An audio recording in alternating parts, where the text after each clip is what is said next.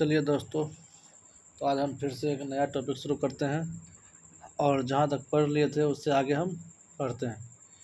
तो 40 number question lump sum में देख लिए थे, तो 41 नंबर क्वेश्चन से आज हम शुरू करेंगे। तो 41 नंबर क्वेश्चन में कहा गया है, अशोक के अधिकांश अभिलेख किस भाषा में लिपि है। अशोक के जो है अधिकांश अभिलेख किस भाषा और लिपि में है। तो इसका सही जवाब आप लोग दीजिए। या सही जवाब क्या होगा 41 नंबर का। अशोक के अधिकांश अभिलेख किस भाषा और लिपि में है, तो ये है प्राकृत और ब्राह्मणी भाषा में है।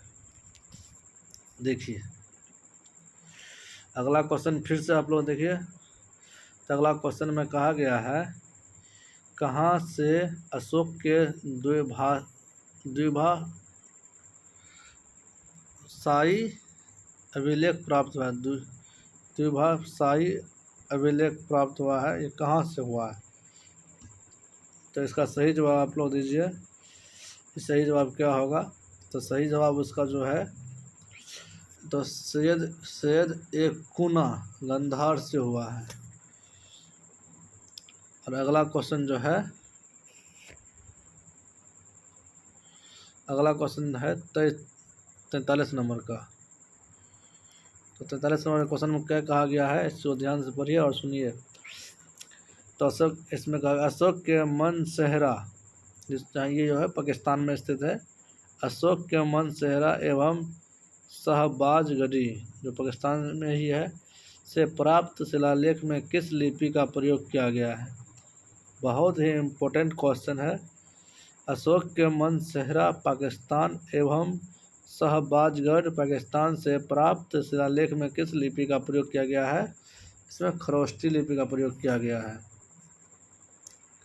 चलिए फिर से आज हम लोग अगला क्वेश्चन देख लेते हैं। तो क्वेश्चन में कहा गया है, प्राचीन भारत में कौन सी एक लिपि दाएं से बाएं और लिखी जाती है।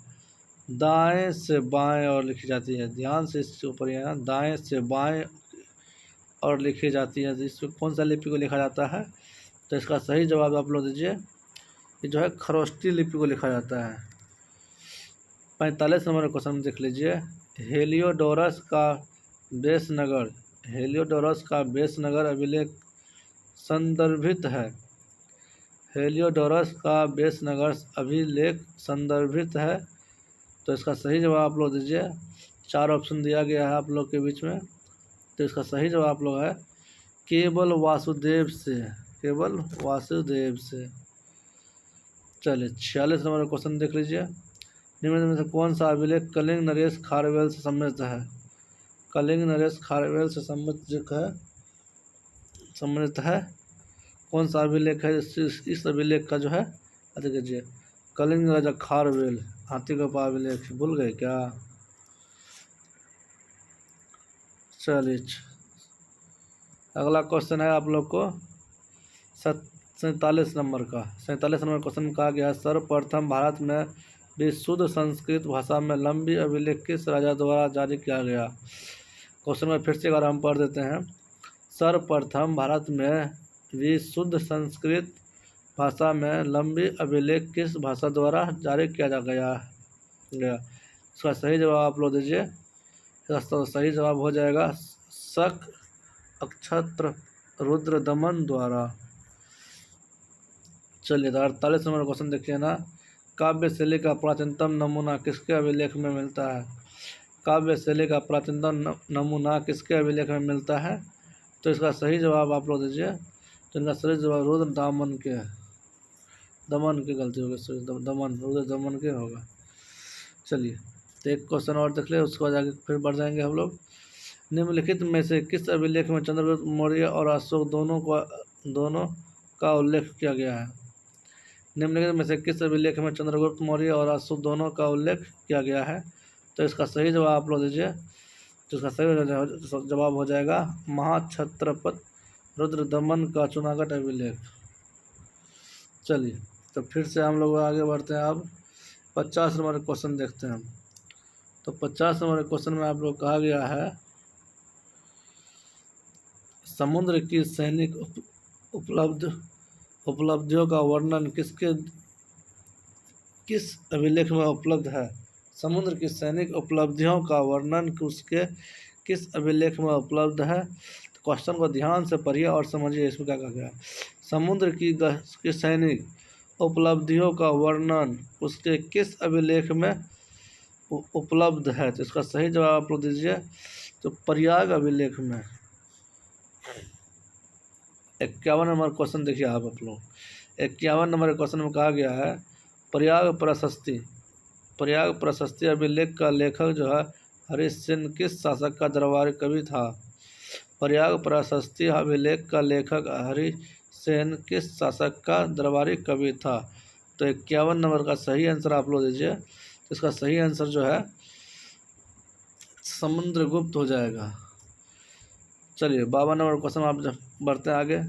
मेहरौली दिल्ली में स्थित है। मेहरौली स्थित लौह स्तंभ का निर्माण किस सदी में हुआ? मेहरौली दिल्ली में स्थित लौह स्तंभ का निर्माण किस सदी में हुआ? तो इसका सही आंसर आप लोग दीजिए। इसका जो है सही आंसर हो जाएगा 4th सदी में। चलिए फिर से हम लोग आगे बढ़ते हैं। 53 नंबर क्वेश्चन देखते हैं अब। 53 नंबर क्वेश्चन में क्या कहा गया है? 53 नंबर क्वेश्चन में जो है कहा गया है दिल्ली के मेहरौली कुब्बत उल इस्लाम मस्जिद के प्रांगण में स्थित प्रसिद्ध लौह स्तंभ किसकी स्मृति में है? दिल्ली के मेहरौली के कुब्बत उल इस्लाम मस्जिद के प्रांगण में स्थित प्रसिद्ध लौह स्तंभ किसकी स्मृति में है? तो 53 नंबर का जो सही जवाब हो जाएगा वो आप लोग दीजिए। तो इसका सही जवाब है चंद्र के। चलिए फिर से हम 54 नंबर क्वेश्चन देख लेते हैं। 54 नंबर क्वेश्चन में कहा गया है सती प्रथा का पहला पुरातात्विक उल्लेख कहाँ मिलता है? सती प्रथा का पहला पुरातात्विक उल्लेख कहाँ मिलता है? तो इसका सही जवाब क्या हो जाएगा? तो इसका सही जवाब हो जाएगा आप लोग ले दीजिए। इसका एरर अभिलेख में। एरर अभिलेख में जो सती प्रथा का पहला उल्लेख मिलता है। चलिए तो 55 नंबर का क्वेश्चन देख लेते हैं आप लोग। 55 नंबर क्वेश्चन में कहा गया है एरर अभिलेख का संबंध किस शासक से है? एरर अभिलेख का संबंध जो है किस शासक से है? भानुगुप्त से है। चलिए फिर से आगे बढ़ते हैं हम लोग। अब 56 नंबर क्वेश्चन देख लेते हैं। 56 नंबर क्वेश्चन में कहा गया है ऐहोल प्रशस्ति का चयनित रवि कीर्ति किस चालुक्य शासन का दरबारी कवि था? ऐहोल प्रशस्ति का रचयिता रवि कीर्ति किस चाणक्य शासन का दरबारी कवि था? तो 56 नंबर का जो है सही जवाब दीजिए आप लोग। क्या बात? तो उसका सही जवाब जो होगा पुलकेशिन द्वितीय होगा। और 27 नंबर क्वेश्चन चले 57 नंबर क्वेश्चन में है हर्ष एवं पुलकेशिन द्वितीय के मध्य हुए संघर्ष की जानकारी कहाँ से मिलती है? हर्ष एवं पुलकेशिन द्वितीय के मध्य हुए संघर्ष की जानकारी कहाँ से मिलती है? तो इसका सही जवाब आप लोग दीजिए। तो इसका सही जवाब हो जाएगा ऐहोल अभिलेख में। हर्ष एवं पुलकेशिन द्वितीय के मध्य हुए संघर्ष की जानकारी कहाँ से मिलती है? ऐहोल अभिलेख में। चलिए फिर से हम आगे बढ़ते हैं 58 नंबर क्वेश्चन में। कवि कालिदास के नाम का उल्लेख किस लेख में हुआ है? कवि कालिदास के नाम का उल्लेख किस अभिलेख में हुआ है? तो 58 का जो है इसका सही जवाब आप लोग दीजिए। इसका सही जवाब हो जाएगा ऐहोल के उत्कर्मण्य लेख में। ऐहोल के उत्कर्मण्य लेख में। चलिए तो अब हम लोग पढ़ते हैं 59 नंबर क्वेश्चन में। तो 59 नंबर क्वेश्चन में कहा गया आप लोग को अभिलेखों के इतिहास प्रकथन अभिलेखों के ऐतिहासिक प्रकथन के साथ प्रारंभ करने की परंपरा का सूत्रपात किसने किया? तो इसका सही जवाब आप लोग दीजिए। सही जवाब क्या होगा? तो इसका सही जवाब हो जाएगा 59 नंबर क्वेश्चन का अभिलेखों को ऐतिहासिक प्रकथन के साथ प्रारंभ करने की परंपरा का सूत्रपात किसने किया? तो इसका सही जवाब हो जाएगा राजा प्रथम। चलिए 60 नंबर क्वेश्चन बढ़ते हैं अब। 60 नंबर क्वेश्चन में कहा गया है कहाँ से प्राप्त अभिलेख में महासभा की महासभा की कार्य प्रणाली के विषय में विस्तृत जानकारी मिलती है। कहाँ से प्राप्त अभिलेख में महासभा की कार्य प्रणाली के विषय में विस्तृत जानकारी मिलती है? तो इसका सही जवाब आप लोग दीजिए। तो इसका सही जवाब हो जाएगा उत्तर मेहरूर। चलिए फिर से हम लोग आगे बढ़ते हैं 61 नंबर क्वेश्चन में। 61 नंबर क्वेश्चन में कहा गया है, भारत में सिक्कों का प्रचलन कब आरंभ हुआ? भारत में जो है सिक्कों का प्रचलन कब आरंभ हुआ? तो इसका सही जवाब आप लोग दीजिए। तो सही जवाब हो जाएगा 600 ईसा पूर्व में। चलिए फिर से हम लोग आगे बढ़ते हैं 62 नंबर क्वेश्चन। देखिए क्या कहता है। 62 नंबर क्वेश्चन में कहा गया है, भारत में प्राचीनतम मुद्रा का माना जाता है। भारत में प्राचीनतम मुद्रा माना जाता है। तो भारत में प्राचीनतम मुद्रा क्या माना जाता है? इसका जवाब दीजिए। तो इसका जवाब होगा आहत सिक्के। आहत सिक्के जो है माना जाता है। ठीक, चलिए तो 63 नंबर का क्वेश्चन देख लीजिए। अब भारत में सर्वप्रथम स्वर्ण मुद्रा किसने चलाए थे?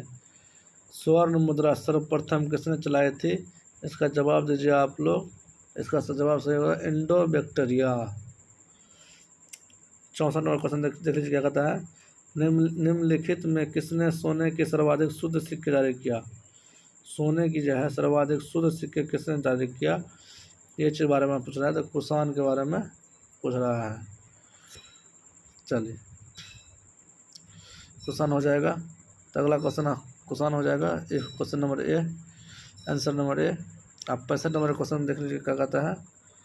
तो 65 नंबर क्वेश्चन में कहता है, 7 वाहनों के समय में मुद्रा सर्वाधिक किस धातु के बने हैं? 7 वाहनों के समय में मुद्रा सर्वाधिक किस धातु के बने हैं? तो इसका सही जवाब हो जाएगा शीशा का। चलिए तो फिर से हम लोग आगे बढ़ते हैं। अब क्वेश्चन नंबर 66 में, निम्नलिखित में किसने बड़े पैमाने पर स्वर्ण मुद्रा चलाई? स्वर्ण मुद्रा जो है बड़े पैमाने पर किसने चलाई थी? तो इसका जवाब होगा कुषाण शासकों ने। चलिए फिर से आगे बढ़ते हैं। तो इस बार क्वेश्चन है 67 नंबर का जो है। चलिए 67 नंबर क्वेश्चन में क्या कहा गया है, इसको ध्यान से पढ़िए। सोने के सर्वाधिक सिक्के किस काल में जारी किए गए? 67 में सोने का सिक्का सर्वाधिक किस काल में? सर्वाधिक जो है ये गुप्त काल में चालू किया गया था। चलिए क्वेश्चन नंबर 68 देख लीजिए। निम्नलिखित में किस स्थल से रोमन सिक्के मिले हैं? रोमन सिक्के किस स्थल से मिले हैं? इसका जवाब आप लोग दीजिए। तो रोमन सिक्के जो है अरिकमेडू से मिले हैं सर्वाधिक। चलिए तो अगला क्वेश्चन है आपका 59 नंबर का, भीमबेटका किसके लिए प्रसिद्ध है? गुफा और शैल चित्र के लिए। 70 नंबर क्वेश्चन से बढ़ते हैं हम लोग। 70 नंबर क्वेश्चन में क्या कहा गया है? 70 नंबर क्वेश्चन में कहा गया है, प्राचीन काल में भारत के लोग वर्मा को किस नाम से जानते थे? प्राचीन काल में भारत के लोग वर्मा को किस नाम से जानते थे? तो इसका सही जवाब हो जाएगा 70 का सुवर्ण भूमि। 71 में अंकोट वाट का मंदिर कहाँ स्थित है? अंकोट वाट का मंदिर जो है कंबोडिया में स्थित है। 72 नंबर का क्वेश्चन देख लीजिए आप लोग। 72 नंबर क्वेश्चन में कहा गया है, प्लिनी की मूल कृति नेचुरल हिस्ट्री किस भाषा में लिखी गई? प्लिनी की मूल कृति नेचुरल हिस्ट्री किस भाषा में रचित है? तो 72 नंबर क्वेश्चन में कहा गया है, प्लिनी की मूल कृति नेचुरल हिस्ट्री किस भाषा में रचित किया गया है? इसका सही जवाब होगा लैटिन में। 73 का चर्चनामा सिंधु का इतिहास है, मूल रूप से किस भाषा में लिखा गया है? चर्चनामा सिंध का इतिहास है जो मूल रूप से किस भाषा में लिखा गया है? तो ये अरबी भाषा में लिखा गया है। चलिए तो अगला क्वेश्चन देखते हैं हम लोग अब 74 नंबर का। तो 74 नंबर क्वेश्चन में कहा गया है, भारत के सांस्कृतिक इतिहास के संदर्भ में इतिवृत्तों, राजवंशीय इतिहासकारों तथा वीर कथाओं को कंठस्थ करना निम्नलिखित में किसका व्यवसाय था? इसका सही जवाब दीजिए आप लोग। सही जवाब इसका हो जाएगा मगध का। ठीक, अगला क्वेश्चन है 75 नंबर का, चीनी यात्री सुयंग यून भारत यात्रा की थी। चीनी यात्री सुंग युंग ने भारत यात्रा की थी, कब की थी? इसका सही जवाब आप लोग दीजिए। इसका सही जवाब होगा 528 से 522। 76 नंबर क्वेश्चन देख लीजिए। 76 नंबर क्वेश्चन में क्या कहता है? 76 नंबर क्वेश्चन में कहा गया आप लोगों को, महाभारत युद्ध के लिए 3101 ईसा पूर्व तिथि का उल्लेख निम्नलिखित में से किस अभिलेख में हुआ है? किस अभिलेख में महाभारत का युद्ध जो है सिर्फ 3101 ईसा पूर्व के उल्लेख में हुआ है? तो इसका आप लोग जवाब दीजिए। 76 नंबर क्वेश्चन है और 4 गो ऑप्शन आपको सामने रखा है। 4 गो में कोई एक सही है, इसका आंसर हो जाएगा पुलकेशिन द्वितीय का एहोल अभिलेख। 77 नंबर क्वेश्चन है, रवातक अभिलेख किस अभिलेख संबंधित है? रवातक अभिलेख संबंधित है ये किस से है? तो इसका जवाब आप लोग दीजिए। इसका तो जवाब हो जाएगा ये कनिष्क से है। देखिए अगला क्वेश्चन है, भारतवर्ष के लिए इंडिया शब्द का प्रयोग सर्वप्रथम किसने दिया? इंडिया शब्द का प्रयोग सर्वप्रथम किसने दिया? तो इसका सही जवाब आप लोग दीजिए, हेरोडोटस ने। चलिए फिर से हम लोग आगे बढ़ते हैं और 2 क्वेश्चन है, यही दोनों क्वेश्चन लास्ट क्वेश्चन है। किसने ब्राह्मी एवं खरोष्टी लिपि को उद्भाषित किया? किसने ब्राह्मी और एवं खरोष्टी लिपियों का उद्भाषित किया? इसका तो सही जवाब आप लोग दीजिए। तो इसका सही जवाब हो जाएगा जेम्स प्रिंसेप ने। चलिए तो लास्ट क्वेश्चन है इसका जो है क्वेश्चन के में कहा गया है, निम्नलिखित में से प्राचीन भारत की कौन सी लिपि दाहिने से बाएं और लिखी जाती है? दाहिने से बाएं और लिखी जाती है। तो सही जवाब होगा खरोष्टी लिपि। इतना ही क्योंकि मैं अपने वाणी को विराम देता हूँ और जय हिंद जय भारत। अगले क्वेश्चन के लिए नेक्स्ट वीडियो में लगे रहिएगा।